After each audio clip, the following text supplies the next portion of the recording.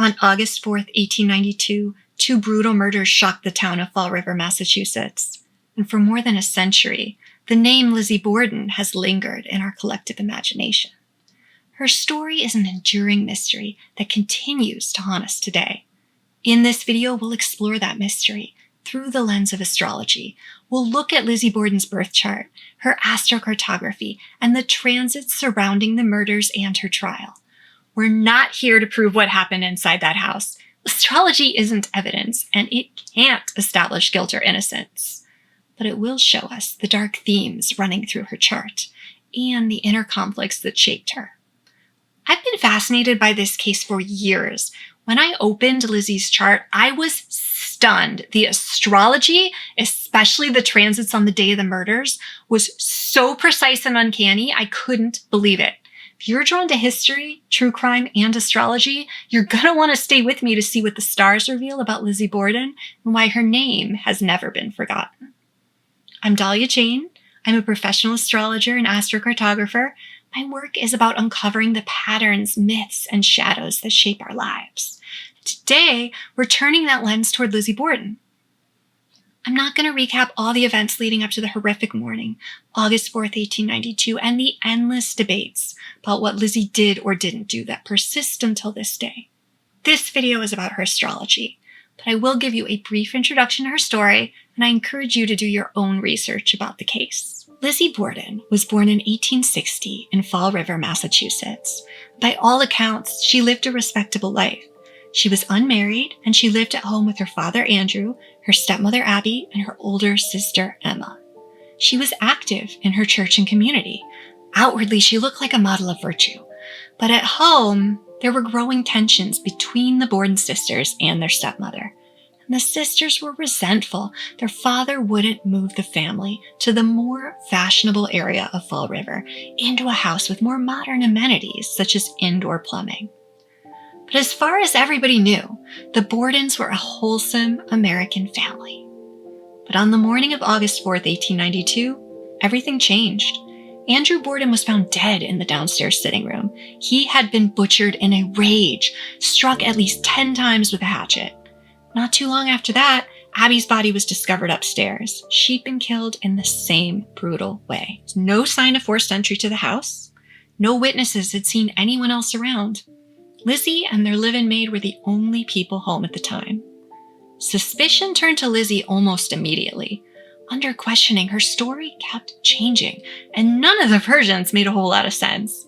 For example, she admitted she was inside the small house at the time her stepmother was supposed to be murdered, but she claimed she didn't hear anything, not even her stepmother's 200-pound body hitting the floor upstairs. However, while you would expect a hatchet-wielding maniac who'd bludgeoned 2 people to death to be covered in blood shortly after the murders, Lizzie wasn't. And while hatchets were found on the property, no one could be sure if one of them was the hatchet used to commit the murders. Damningly, though, Lizzie's close friend did witness her burning a dress just days after the murders. She claimed it was stained with paint.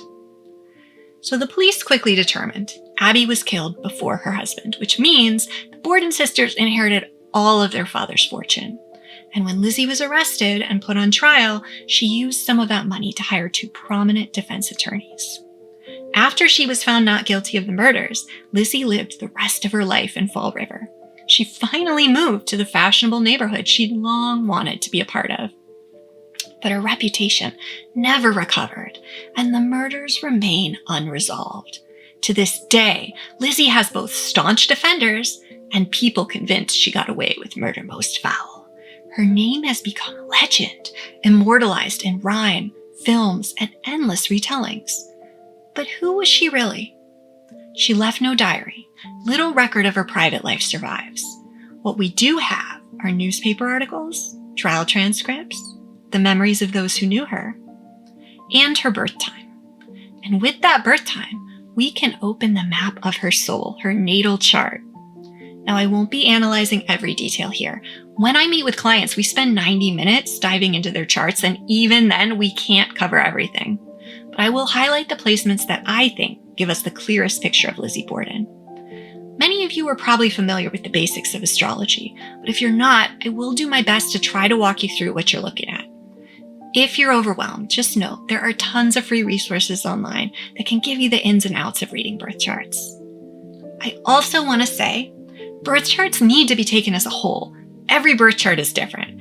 If I say something sinister about something I see in Lizzie's chart, even if you have the same placement, it may not be expressed the same way in your life. Now, for reference, I'm a Western tropical astrologer. I use whole sign houses and the 5 traditional aspects. Let's step into her chart. Lizzie Borden was born on July 19, 1860 at 9:46 a.m. in Fall River, Massachusetts. That gives her a Virgo rising, a Cancer sun, and a Leo moon. If Lizzie Borden came to me as a client and I knew nothing about her history, I would probably start our reading by telling her about her Virgo rising. Virgos often get a bad rap.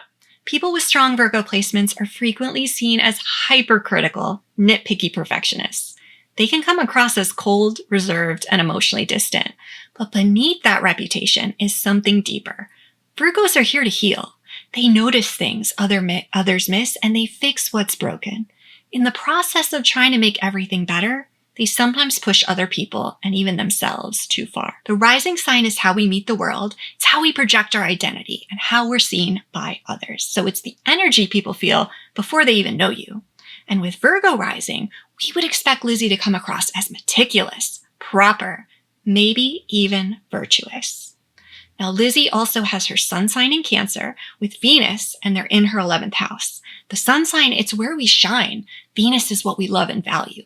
The 11th house is the realm of community, friendship, and shared ideals. Cancer's the sign most concerned with emotional safety, belonging, and creating a sense of home. So this placement suggests a deep need to be loved and accepted, not just privately, but publicly through service and community roles. And it also indicates that Lizzie would find a sense of purpose, which is her sun sign, through feminine social groups, which we see with Venus in the 11th house. If we look at Lizzie's adult life leading up to the murders, her Virgo rising and her 11th house Venus and Sun really show up. Lizzie served as a Sunday school teacher at her church. She belonged to the Women's Christian Temperance Union, and she took part in the Ladies' Fruit and Flower Mission. These are just a few examples of the organizations she belonged to and volunteered with.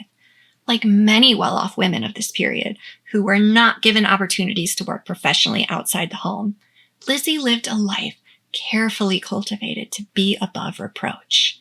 And it wasn't all performance. People believed in her character. Even after her arrest, the churches and organizations she belonged to publicly defended her. They'd only ever seen the side of her that was dedicated to service and community. Virgo rising and the 11th house Sun and Venus don't give us obvious clues leading to the tragic events in Lizzie's life. But they can tell us where she might have felt some strain, because the rising sign isn't always who we are at our core. It's who we feel we need to be. And Virgo risings often feel a deep pressure to appear composed, competent, and in control at all times. Over time, the constant performance can wear someone down from the inside out.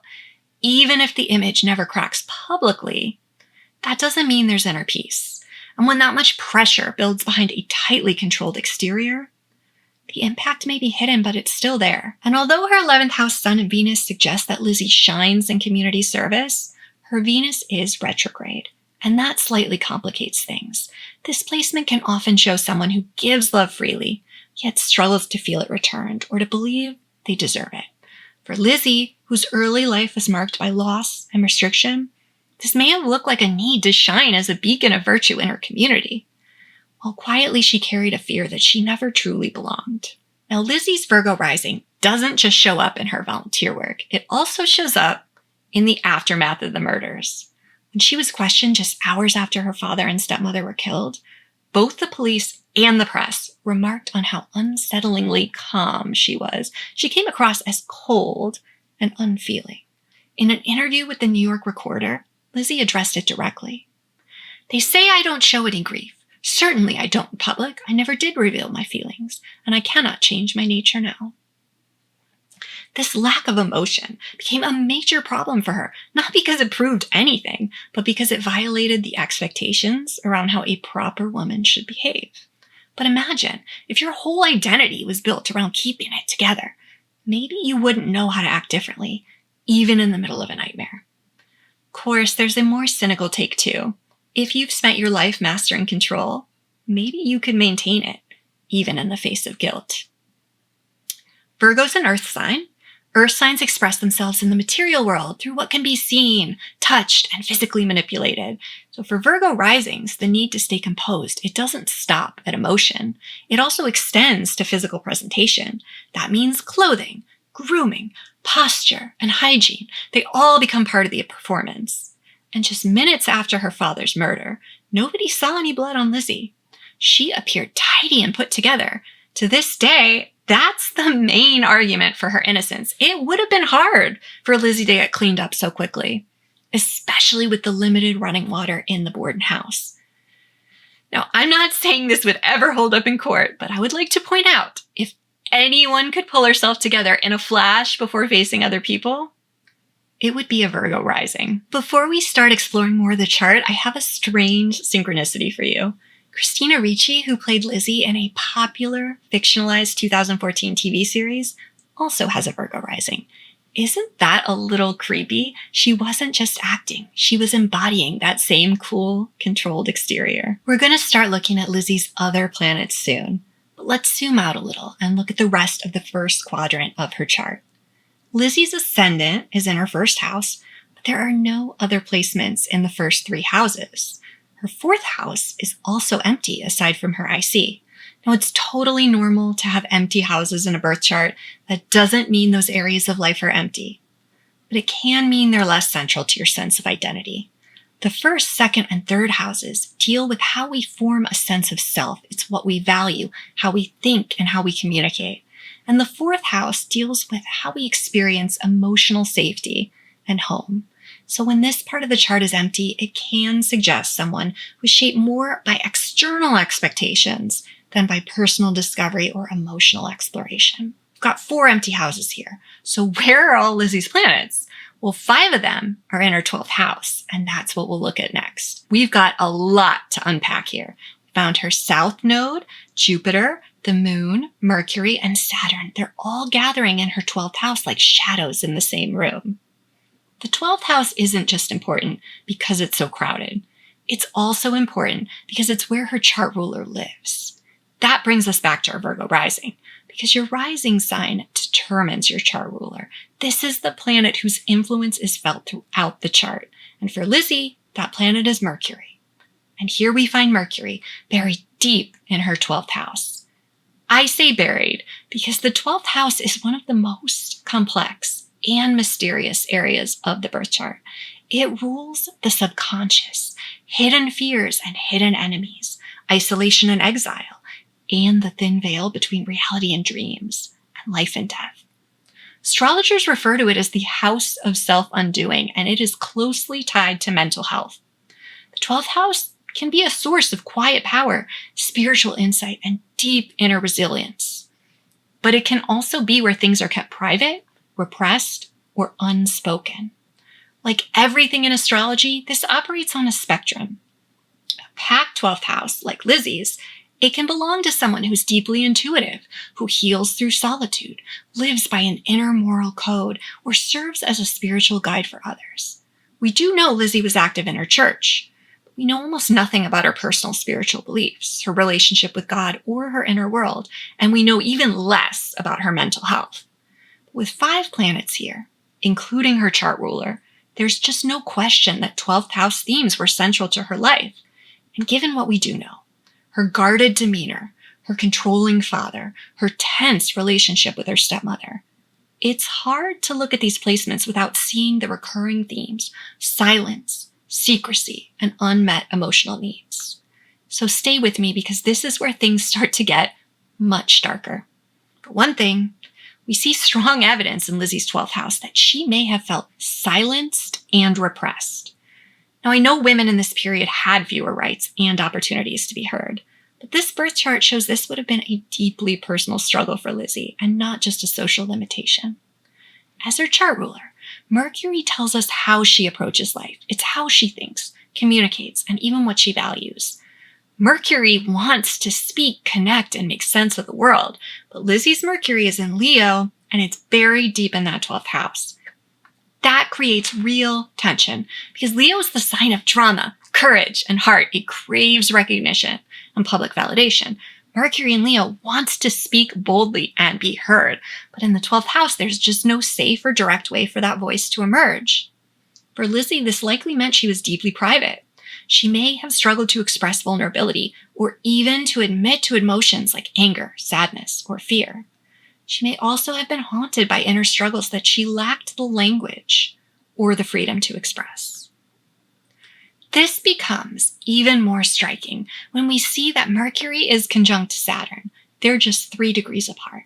Saturn, the planet of boundaries, authority, and restriction, presses hard on Mercury's natural expression. This combination reinforces the idea that Lizzie grew up feeling unable to express herself, and at times, it might have even felt like her own mind was a prison. But here's the other side of that. Mercury conjunct Saturn in the 12th house doesn't just reflect a silenced voice. It also describes a mind that knows how to keep things hidden. This is the placement that hides secrets in a vault and throws away the key, whether it was something she did or something she knew. Lizzie's chart shows a psyche built for containment. And we see that play out. Throughout the trial and for the rest of her life, Lizzie never revealed what she knew about what happened in that house. Saturn and Mercury together also points to a conflict with authority.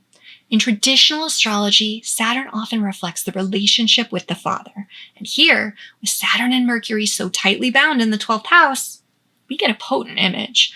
A father who didn't just impose rules, but who shaped the landscape of her inner world. Father who limited self-expression and lived rent-free in her subconscious. And when we turn to history, the chart and the man seem to line up disturbingly well. Andrew Borden was known for being frugal, emotionally distant, and controlling. He kept strict control over the household finances and over his daughters' lives. There are reports that he could be generous with them at times. Despite his wealth, he refused to upgrade to even basic modern comforts in the home. He kept Lizzie and her sister Emma in a kind of suspended adolescence, well into adulthood. Neither of them married or established homes of their own into their 30s and 40s, as we would expect women of their class and time would do. If Saturn shows us the dominant masculine force in the chart, then the moon speaks to the nurturing, emotional, feminine side, what we need to feel safe, cared for, and emotionally held. And Lizzie's moon is in the 12th house too. Wherever we find the moon, we find clues to someone's emotional landscape, their instincts, their needs, what makes them feel secure. So with her moon in Leo, Lizzie likely craved recognition, warmth, and maternal love to feel whole, because Leo moons want to be seen, celebrated, and loved openly. But it's hidden in that 12th house, so those needs may have gone unmet or unexpressed. Lizzie may not have felt safe asking for emotional attention or receiving it. We'll talk a lot more about Lizzie's moon in a moment. Let's look at the last 2 placements in Lizzie's 12th house first. Jupiter and the South Node are sitting just 2 degrees apart. Jupiter's the planet of faith, belief, generosity, and morality. But the South Node tends to weaken or mute whatever it touches. So while Jupiter in the 12th often points to a strong sense of truth or righteousness, presence of the South Node here may have made it harder for Lizzie to access that. In Leo, this pairing could reflect someone who feels protective of their image because public validation is so important to their emotional well-being, but struggle to align that with a consistent moral compass. If Lizzie knew more than she said, or did something she couldn't take back, this placement gives us the image of someone who could justify it internally because her conscience was dimmed. It was buried under layers of secrecy and self-preservation. Now, taken together, her 1st and 12th houses paint a chilling picture of someone controlled, guarded, and unfulfilled.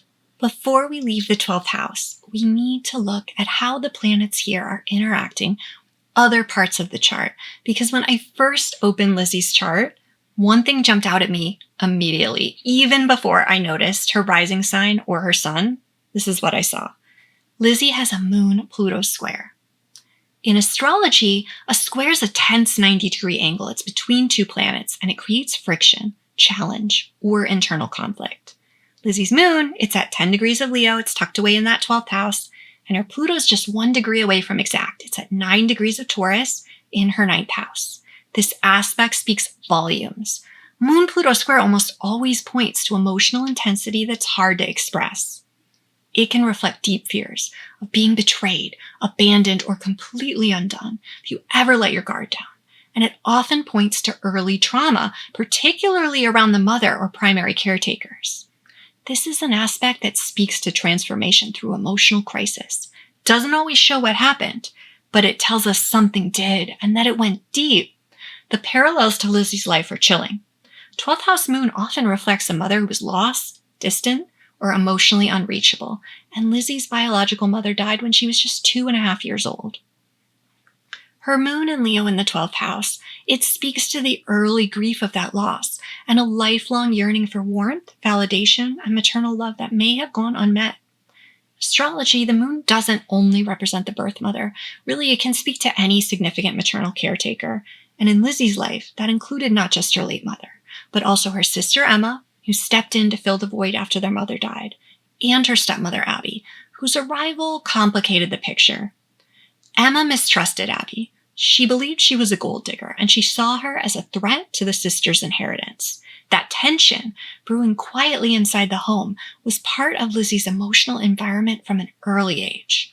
Multiple witnesses said that Lizzie would correct them if they referred to Abby as her mother, and she supposedly called her stepmother a mean old thing. This strained relationship, it's exactly what a Moon-Pluto square describes. It's emotional bonds entangled with control, suspicion, and changing loyalties. Lizzie's moon, the emotional core of her chart, was formed in a landscape of death, rivalry, uncertainty, and unspoken grief. Hauntingly, Abby's murder fits the themes of a Moon-Pluto square almost too well. Struck multiple times from behind, Abby's death wasn't just violent, it was excessive and personal. That level of overkill feels eerily Plutonian, a buildup of hidden rage, emotional pressure left to rot, and something dark unleashed behind closed doors. In that context, the Moon-Pluto square doesn't just describe the emotional wound. It also foreshadows how those unresolved tensions could become dangerous. We'll look more closely at the murder soon. First, we need to sit with Pluto a little longer. As the god of the underworld, Pluto rules power, control, and transformation through destruction. Pluto exposes what's hidden and forces us to confront things we'd rather avoid. Lizzie's Pluto is in Taurus, which is a sign that is deeply concerned with stability, security, and material resources. When Pluto is in Taurus, issues of control often surface around money, comfort, and survival.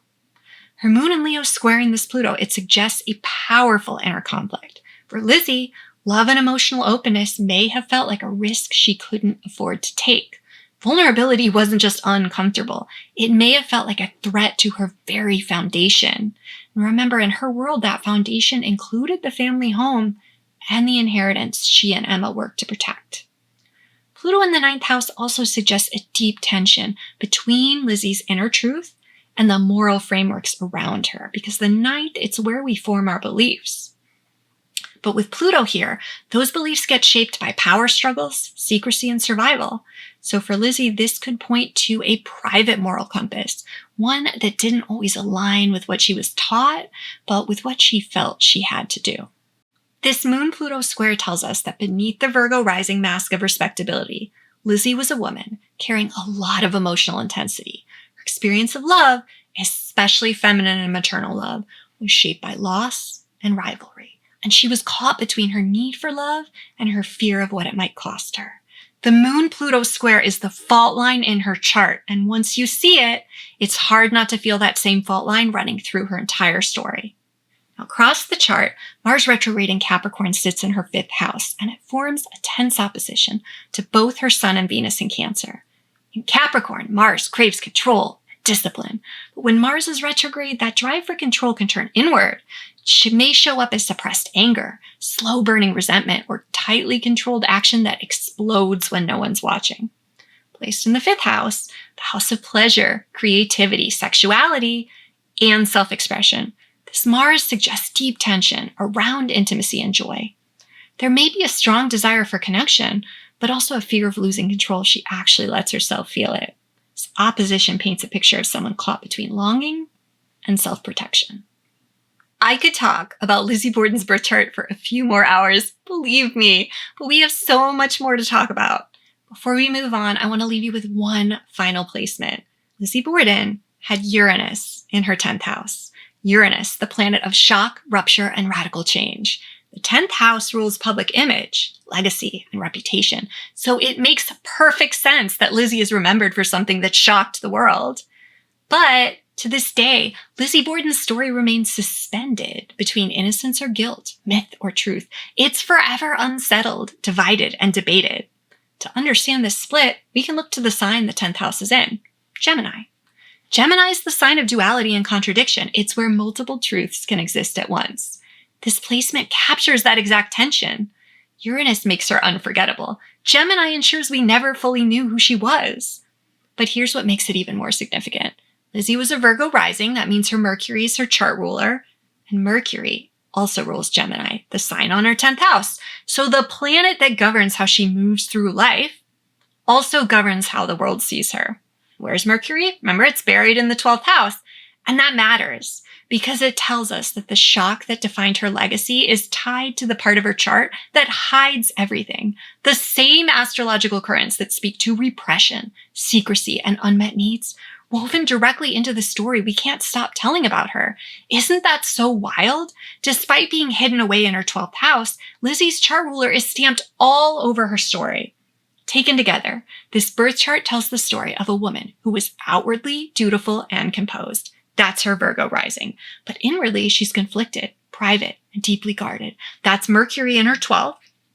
And in the end, she's remembered for a single shocking rupture that remains clouded in uncertainty. That's Uranus and Gemini in the 10th. It's all there. The image, the silence, the fracture, and the mystery that never quite lets go. We've spent a lot of time in Lizzie Borden's birth chart, and I know I haven't touched on Neptune and her 7th house, but we will actually come back to that in just a second. Because now I want to show you something just as compelling. The birth chart is the most foundational way to get to know someone better, but none of us exist in a vacuum. Another powerful tool for understanding what's going on in someone's life is by looking at the energy of the place where they're living. And we do that through astrocartography. Astrocartography is the astrology of place. It maps where planetary energies are strongest across the globe for each person. Lizzie spent most of her life in her father's house in Fall River, Massachusetts. It's a place sitting about 250 miles west of her Neptune descendant line.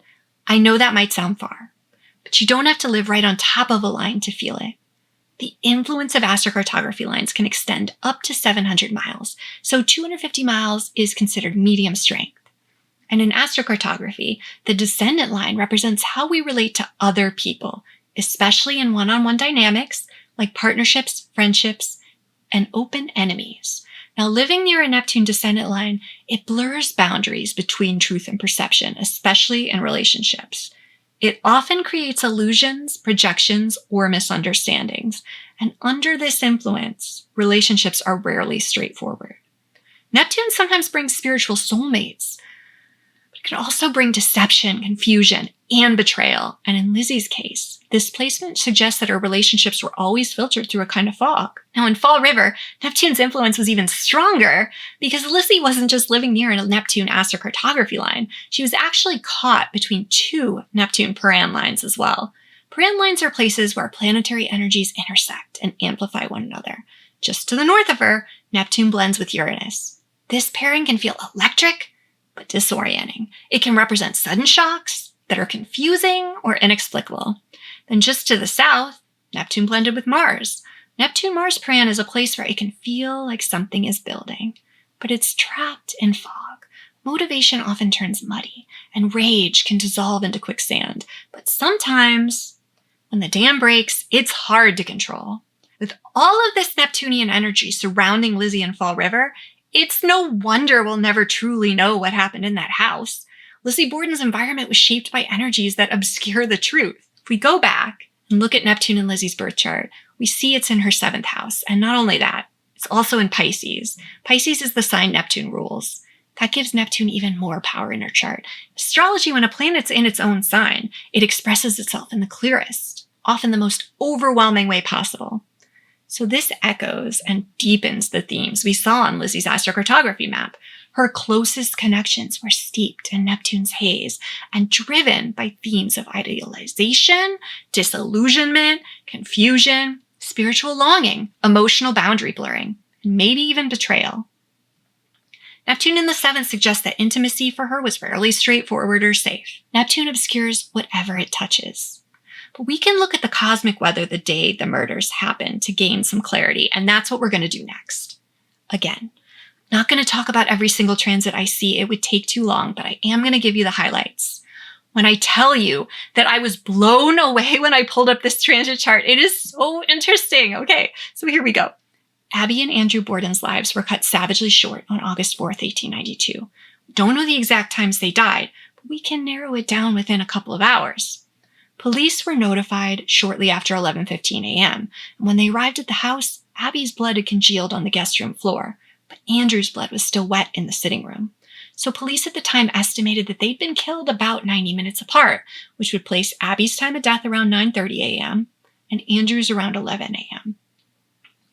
Now let's look at the sky at 9:30 a.m. in Fall River, Massachusetts. The first thing that absolutely screams is the Pluto-Neptune conjunction at 9 and 10 degrees of Gemini, sitting directly on top of Lizzie's natal Uranus at 10 degrees Gemini in her 10th house of legacy.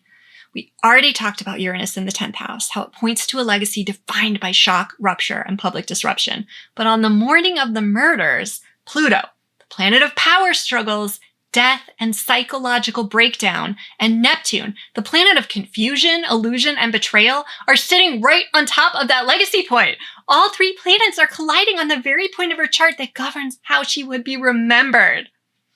Guys, I have chills. Like, it is just so on the nose. Now I know Pluto and Neptune are outer planets, and their transits are pretty slow. Pluto reached 9 degrees of Gemini on June 29th, 1892, and Neptune reached 10 degrees on July 3rd, 1892. So technically, yes, this conjunction was building for months, depending on how far away you think planets can be before their influence is seen. But I want to say a couple of things about this. First, we call outer planets like Pluto and Neptune generational planets because their slow movement can point to big societal changes. But they do become personally activating when they hit sensitive points in an individual's birth chart, especially in an important house like the 10th. So when Pluto and Neptune sat on her natal Uranus in that house, it was like the energy of death, confusion, and shock was engraving itself onto her public story. Also, these planets don't complete a full zodiac cycle in one human lifetime, so many people never experience such personally activating collisions of outer planets with their birth chart. When Pluto especially does touch something in a place as significant as the 10th house, it tends to leave a permanent scorch mark. Plus, we know tensions had been rising in the Borden household for some time. Lizzie and Emma had been staying away from home more that summer. They were reportedly upset that Andrew had been given property to Abby's relatives. So things were simmering beneath the surface. And once Pluto and Neptune started applying pressure to Uranus in her 10th house, the timeline of August 4th may already have been set into motion. I also have to point out, Neptune rules poisons. And in the days leading up to the murders, Lizzie was accused of trying to buy poison at a couple of local pharmacies. Did I not mention that? Around the same time, her father, stepmother, and their maid all came down with a stomach bug. Lizzie told a friend she didn't feel well either, but unlike the others, she wasn't throwing up. So after the murders, the victims' remains were tested for poison, but none was found. So this is just another thread in Lizzie's story that remains tangled in Neptune's fog. It's forever blurred by mystery. So why that morning specifically? Let's keep going, because there are other transits that bring this moment into even sharper focus. Let's take a look at what Mercury, Lizzie's chart ruler, was doing. On the morning of the murders, Mercury was moving through Virgo, its home sign, where it is sharp, observant, and mentally active. But even more striking, Mercury was forming a close square to her natal Uranus in Gemini. Mercury-Uranus square creates inner pressure, such as nervous tension, racing thoughts, and the potential for sudden, impulsive words or actions. It's the kind of energy that can push someone to speak or act in ways they normally wouldn't, especially when deeper frustrations have been building beneath the surface. And the houses where this is taking place are important too. Remember, Virgo rules her first house. That's her identity. And Uranus resides in her 10th house of public reputation.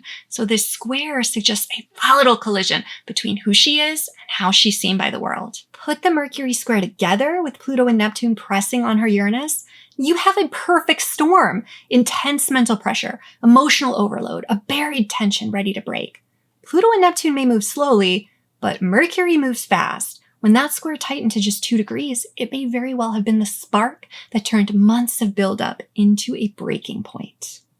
But Mercury wasn't the only planet activating her Uranus. At that same moment, Mars in Aquarius was forming a close trine to her natal Uranus. Mars is the planet of physical action, aggression, and yes, cutting and blades, including weapons like knives and hatchets.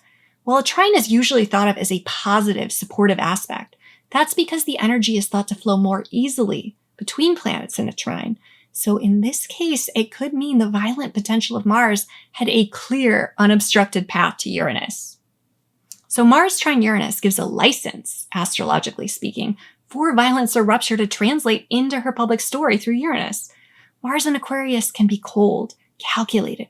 It's capable of sudden detachment. It doesn't lash out emotionally because it's an air sign. It acts from tension that's been building. Uranus there, we would expect that to emerge in a way that's shocking or disruptive.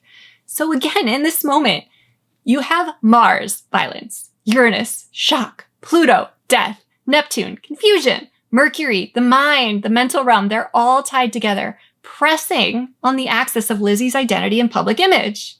This chart tells us something critical. This was the day her life fractured. It was the moment when the tension that had been quietly building, internally and externally, exploded into public reality. Something irreversible happened. Whether she caused it or not, she would carry its shadow forever. It's also telling that Jupiter, the planet of expansion and belief, was transiting through Lizzie's 8th house that day. It's the part of the chart tied to death, inheritance, and power dynamics. Whatever Lizzie's role in it was, her father's death that day resulted in her expanding, that's Jupiter, her wealth greatly through an inheritance, that's 8th house. And Jupiter wasn't just floating out there. It was making direct aspects to 3 of her natal planets. It formed a tight trine to both her Mercury and Saturn in Leo. This could possibly strengthen her internal resolve, or loosen mental inhibition, or even give her a kind of cosmic permission slip to act on deeply repressed feelings. At the same time, Jupiter is squaring her retrograde Venus in Cancer. This could activate tension between what she valued emotionally and what she believed she deserved. That square can signal entitlement, distorted expectations, or acting out when those needs go unmet. With Jupiter lighting up the 8th house in Aries, the message is bold. Take what you believe is yours. Okay, now we're going to look at another activation that morning. You guys, this one stopped me in my tracks when I saw it. This might be the most jaw-dropping one. At 9:30 a.m., when Abby was likely killed, the moon was transiting at 24 degrees of Sagittarius. It's exactly on Lizzie's IC, the root of her chart. Unlike the outer planets we've been looking at, the moon moves fast, about 13 degrees per day, or roughly 1 degree every 2 hours. So when we ask, why this day? Why this hour? The moon gives us our most compelling astrological evidence. The IC, or Imum Coeli, symbolizes the home, the family, the private life, and sometimes the maternal imprint. It doesn't have to mean one's biological mother. It can represent anyone who holds that maternal or domestic role. And when the moon crosses the IC, it often marks emotional events tied to the home or to maternal figures. Here we have a direct hit, down to the degree and the minute at the estimated time of Abby's death. This isn't subtle. Abby was the first victim. She was attacked from behind with overwhelming force. She was struck 19 times. That's nearly double the number of blows Andrew would receive. This shows that more rage and overkill was directed towards her. It just blows my mind that we have 2 symbols of the inner emotional world and feelings towards the mother colliding at the exact moment one of Lizzie's mother figures was cut down. When we place this alongside those other transits, Pluto and Neptune merging on her Uranus in the 10th house, Mercury squaring that same point, Mars trining it, then Jupiter moving through her 8th house of death and inheritance, a chilling picture comes into focus. Something shocking, emotionally devastating, and deeply private was erupting that morning inside the Borden home. The moment doesn't tell us who wielded the hatchet, but astrologically it fits the outcome. At the time we believe Andrew was killed, about 90 minutes after Abby, the moon had moved 1 degree past Lizzie's IC. It's still close, but it's no longer striking the core as directly. This could shift it from a private, maternal rupture to a broader loss within the family line. Andrew was struck with the hatchet about half as many times as Abby, suggesting a cooling of emotion as the moon moves on. The IC and 4th house speak to home, lineage, and legacy, and whether Lizzie caused it or not, this was the moment that fractured hers forever. And here's one final layer. On the day of the murders, 2 planets were transiting Lizzie's packed 12th house, the house of endings, hidden turmoil, and self-undoing. Just 2 days prior, the sun crossed her natal moon in Leo, a moment that can stir hidden emotions, particularly around unmet needs or maternal grief. Meanwhile, Chiron was nearly exact on her natal Mercury, that's her chart ruler, and closing in on Saturn. These 12th house activations suggest a fragile mental state, one where long buried wounds may have surfaced. The sun on the moon could have triggered a flare of emotional intensity, and with Chiron, the wounded healer, sitting on her Mercury-Saturn conjunction, this transit points to an existential rupture, a breaking point tied to feeling unseen, unheard, or psychically overwhelmed. Combined with everything else we've looked at, the 12th house transit suggests Lizzie was under immense psychic pressure. Her transits that morning suggest a soul caught in the gravitational pull of fate, shadow, and irreversible endings. Let's look at transits for one more significant day in Lizzie's life. In June of 1893, her murder trial was held. The trial lasted for 3 weeks, and then, after just an hour and a half of deliberations, the jury delivered their verdict. Not guilty. According to the trial transcripts, the time was just after 4:30 p.m. on June 20th, 1893.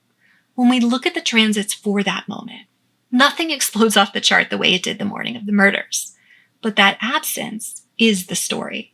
Jupiter, the planet of law and belief, was moving through her 9th house, the house of courts, law, and judgment. Jupiter in the 9th often indicates a favorable verdict or expansion of freedom, such as leaving jail. And the moon had just crossed her ascendant, so that's a moment that often signals a fresh start in how we're seen or received by others.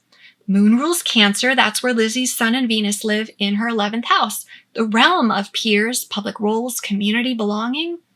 The all-male jury wasn't exactly a fair representation of Lizzie's peers. They held the power to decide whether she could re-enter society that day. So this lunar moment wasn't just emotional, it was public. It was a reshaping of how she was seen, not only by the court, but by her entire community. Meanwhile, Mars was approaching her Sun and her Venus, energizing that desire to belong, to be accepted, to be seen as good. So all of this shows someone stepping back into the spotlight, reclaiming some control over how her story would be told. And with Venus and Mercury also transiting Cancer, that adds charm, persuasion, and emotional intelligence. A softer energy, one that could help win people over, not just in court, but maybe in the court of public opinion. So if the murder day chart shows something exploding behind closed doors, the chart the day of the verdict shows Lizzie reemerging. Pluto and Neptune are still sitting on Uranus in the 10th. They're very slow-moving planets, but their continued presence just suggests that Lizzie's reputation is permanently transformed by these events. And finally, Saturn's now moved away from her ascendant, so the worst of the scrutiny was over. But the weight of what happened would remain. The verdict didn't free Lizzie from mystery, but it let her go. And from that moment on, the world would never agree on who she really was. Whether Lizzie was a murderess or not, astrology helps us understand how her life was shaped by immense pressure, inner conflict, and a soul story steeped in loss, power, and silence. To me, that's what makes this kind of work so meaningful. It lets us reflect on complex stories with nuance, and I have loved sharing this one with you. If you would like to explore your own story with the same depth I tried to bring to Lizzie's, wanted to let you know I offer one-on-one astrology readings. If you're curious about place, maybe you're even thinking of visiting the Lizzie Borden bed and breakfast. Yes, the actual house is still standing, and yes, you can stay there overnight. We can explore that too in an astrocartography session. If you want to know whether you'd be more likely to have a paranormal experience, maybe just a very weird night's sleep there, the chart can tell us a lot. You'll find the booking link in the video description below. Now, what do you think of Lizzie Borden's astrology? Did anything surprise you? Do you see something you think I should have included, or do you interpret the astrology differently? Let me know in the comments. And if you enjoyed this video, please hit that like button and subscribe. I put a lot of heart into creating this, and your feedback really helps me keep bringing more stories like this to you.